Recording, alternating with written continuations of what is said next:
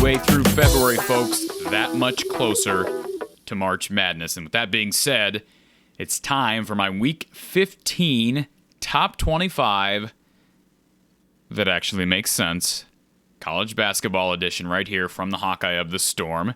Not slanted towards Iowa. I do not have the Hawkeyes in my top 25, in case you were wondering. Let's get to our rankings for the week. Again, a reminder, they're based off of resume, not on preconceptions and on preseason rankings and all this, blue blood ridiculousness. No, it's based off of resume. All right, let's look at our rankings.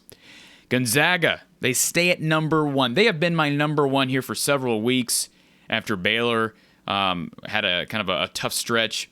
I never was jumping on the Auburn bandwagon, and of course they were exposed against a very good Arkansas team on the road. But Auburn had been squeaking by opponents, playing with fire, finally catches up to the War Eagle, and so they fall down to number 5. But you see Kentucky up to number 2. They continue to impress. They're 21-4 now. Of course, that win at Lawrence is just such an impressive win and will really help them for their chances at possibly getting a number 1 seed here next month. Arizona, I was off of the bandwagon of the Wildcats, but man, they've looked good here. Over the past couple of weeks, I've got them back up to number 3, and a large part of that is teams are losing. Teams in the top 10 are losing. Arizona, I don't love the Pac-12, but they are looking good right now. They're my number 3 team. Providence, it's time to start giving them some respect. I looked at my rankings last week and I thought, look, they're playing in a really good Big East conference. No, they have not played the schedule that some of the other Big East teams have played, but they're 21-2. And how long are we going to continue to allow teams ahead of them to lose without moving Providence up? I've got Providence at number 4.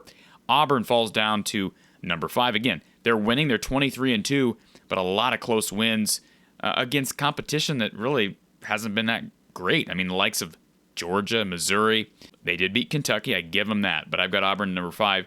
Purdue, still, I think, a Final Four contender at number 6, although playing with fire themselves, a 1-point win against Maryland on Sunday. Baylor, number 7. It seems like they've gotten things figured out now with a 17-point win this week against Texas.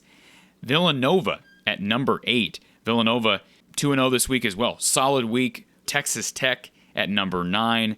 They fall down after losing to Oklahoma. Not a bad loss on the road, but they lost by 15, so you got to knock them a bit for that. Duke at number 10. They had that home loss last Monday against Virginia.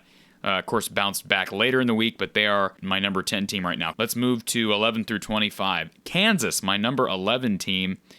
Kansas losing to Texas this week, beating Oklahoma. Again, the Big 12 is tough. I'm not going to punish them. I did move them down 3, but I'm not going to punish them all that much for a loss to Texas. Wisconsin, they get tripped up at home to Rutgers. Rutgers on a tear right now. They are my number 12 team. Illinois stays put at number 13. They did have a loss early in the week, but did beat Northwestern this past weekend, a Wildcats team that is much improved. Ohio State moves up a spot to number 14.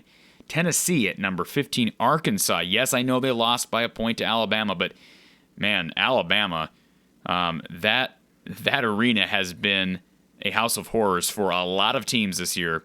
Of course, Arkansas beating Auburn. I moved them up to number 16 from 21 last week. Notre Dame just keeps winning.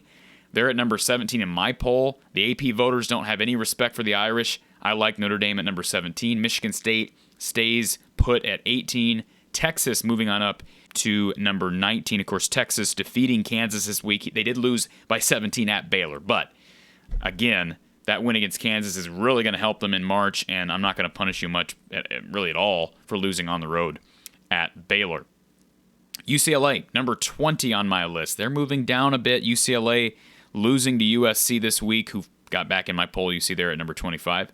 UConn at number 21. They, kind of had an up and down week as well. 3 games, beating Marquette, beating St. John's, losing at Xavier. But again, losing at Xavier, I'm just not going to punish you much for that.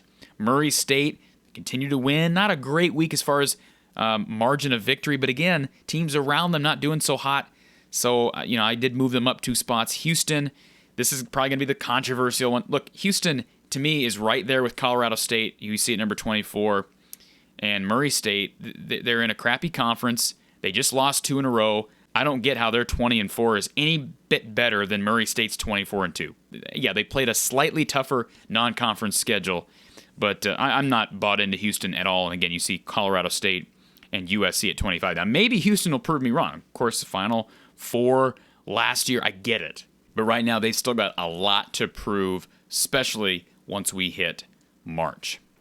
So that's my Week 15 top 25 that actually makes sense. If you want to know who's just on the outside looking in, right now I've got Iowa on the outside looking in. Iowa's not beating anybody that, in my opinion, gives them a resume to be a top 25 team. Alabama has been so up and down. I mean, they'd have to be one of those next couple of teams because they keep getting really good wins. They beat Arkansas this week. Of course, they beat Gonzaga. They beat Auburn.